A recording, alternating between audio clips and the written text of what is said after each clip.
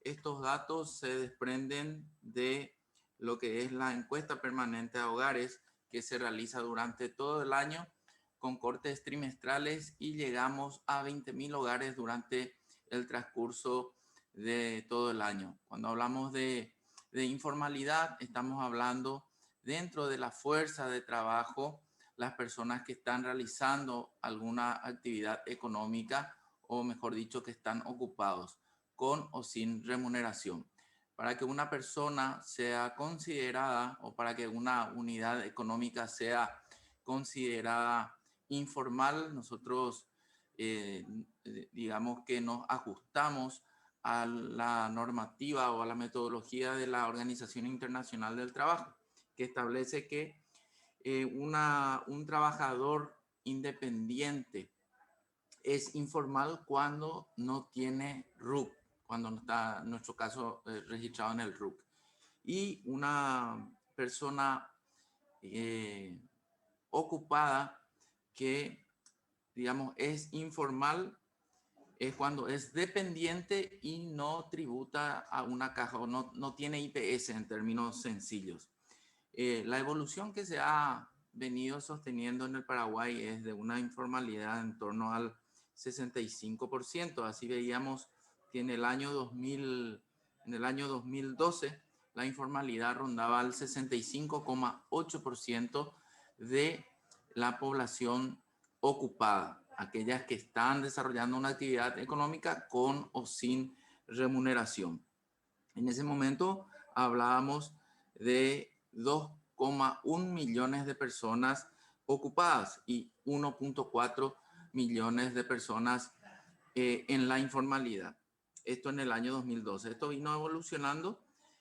Cierto, se creció mucho en, digamos, el mercado, en la fuerza de trabajo, los ocupados, por ejemplo, al último año cerrado del año 2020, es de 2,7 millones de ocupados, en donde la informalidad sigue rondando el 65%. Si hablamos también profundizando a la informalidad por zonas rurales y urbanas, nos damos cuenta de que en el área rural los ocupados prácticamente el 75% son informales. Cuando hablamos de los rangos etarios, aquellos que son menores de 30 años o mayores de 65 son los más informales del mercado laboral, que rondan un 70%. Cuando hablamos de informalidad, también el factor de instrucción es un factor súper clave. Nos damos cuenta que la informalidad es más alta cuando menor nivel de instrucción tienen los trabajadores, ¿verdad? También esto se reduce significativamente cuando la persona es universitaria. Por ejemplo, solamente el 40% de los universitarios, digamos que están en la informalidad. El 9 de cada 10 informales no tiene ningún estudio. Entonces, prácticamente el 90% de los informales no tiene ningún estudio o tiene un mínimo nivel de estudio. Si hablamos por categoría ocupacional, son los cuentapropistas, los informales en un 82%, y si hablamos en el caso del empleo doméstico, el 94% de las que desarrollan o los que desarrollan esta actividad están en la informalidad. Si hablamos por sector económico, el sector de la construcción tiene a muchos trabajadores en la informalidad.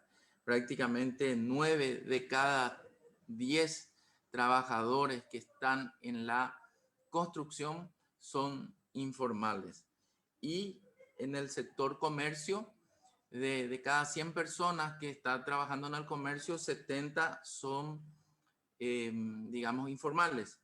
Si hablamos de los tamaños de las empresas, cuando más grande la empresa es más formal y cuando más pequeña es más informal. Si hablamos de la situación de la informalidad por sexo, Veíamos también que el reporte del año cerrado, del año 2020, nos dice de que en el caso de los hombres, el 64% de los ocupados son informales y en el caso de las mujeres, 66,2% son informales. Entonces, 7 de cada 10 mujeres ocupadas prácticamente están en la informalidad. Y también los jóvenes, los que desarrollan algún tipo de actividad económica entre 15 y 19 años, prácticamente de cada 10, 9 son informales. Y digamos, las personas de mayores de 65 años también en torno al 80% de informalidad. También hablamos de los niveles salariales. ¿Cómo están los informales en niveles salariales? El 78% de los ocupados informales recibe menos de un salario mínimo por mes. Y el 19% de los ocupados informales está en la pobreza. Si hablamos de la región, bueno, la informalidad es un fenómeno prácticamente endémico en la región de América Latina y el Caribe, en donde en promedio se encuentra en torno al 55%.